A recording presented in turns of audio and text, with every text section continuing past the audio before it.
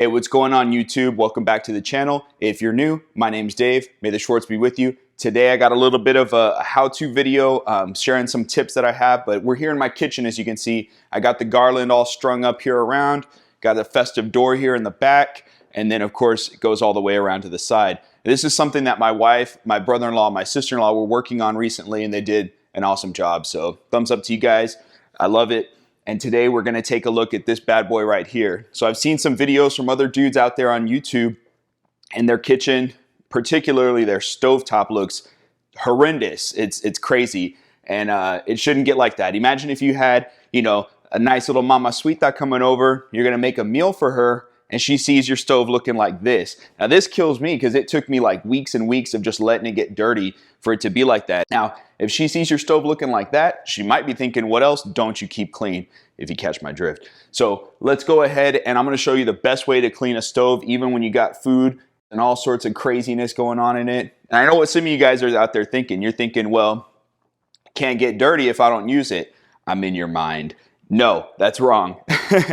Eat two things that shouldn't be on your stove: leftover food and dust, because then that means you don't cook, and that sends a bad message too, that you don't clean your house. But I'm gonna show you what's the best way to do it. Let's get started.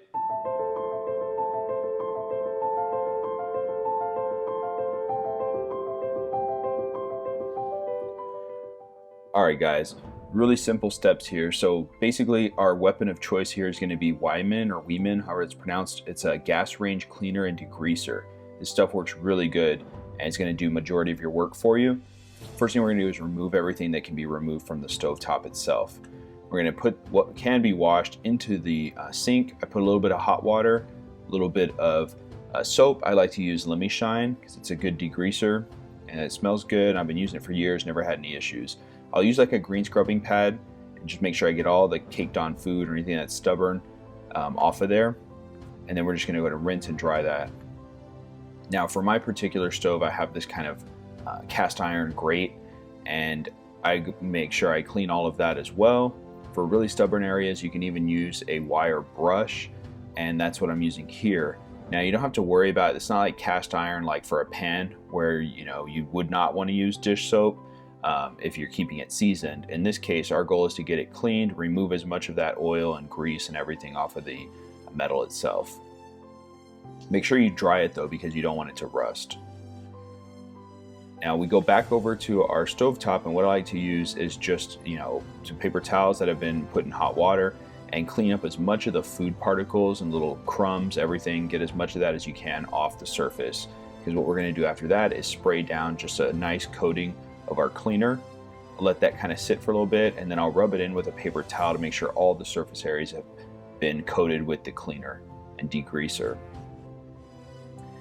And once that's done, I'll come back with a sponge and with some dish soap and then some hot water and really lather up the entire surface. And at this point is when you're gonna apply pretty medium to heavy pressure. Modern day stoves and things, they're built pretty scratch resistant, so I wouldn't be too worried about scratching it, but you can test a small area first. As long as it doesn't scrape or scratch, you're good to go. I don't think your finish is gonna come off or anything like that. So use a lot of pressure, get all the grease and oil and everything that's been splattered on there, get that off, and we're just going to dry it up with paper towels. If you don't like to use paper towels, you can also use a rag, and as you see me doing here at the end, and that's fine too, whatever you prefer. Once it's done, just go ahead and take a look, admire the results, and then we're going to put everything back onto the stove. And I like to test all the burners, make sure everything's good. I've had this stovetop and this oven for over 3 years that I've been cooking with all the time, and still looks new to me. All right guys, there you go. That's how I clean my stovetop, and that's how you should clean yours. At least I recommend. How often should you do this? Really depends on how much you cook and how dirty it is. If you're doing bacon and things like that on your stovetop instead of in your oven, then you're gonna have to clean your stove a lot more often. So splatters, letting things overflow, all of that's going to mean more work for you. So try to not do that. So if you found this video helpful, please leave a thumbs up down below. If you have any questions or any recommendations, leave a comment. I'd love to hear about it. And as always, thanks for taking a moment to check out my video today. I hope you guys are doing great out there. And as always, thanks for the watch. Please subscribe if you haven't yet. I got a lot of other videos coming up in the future every week. So I'll look forward to seeing you in the next one. May the Schwartz be with you. Take care.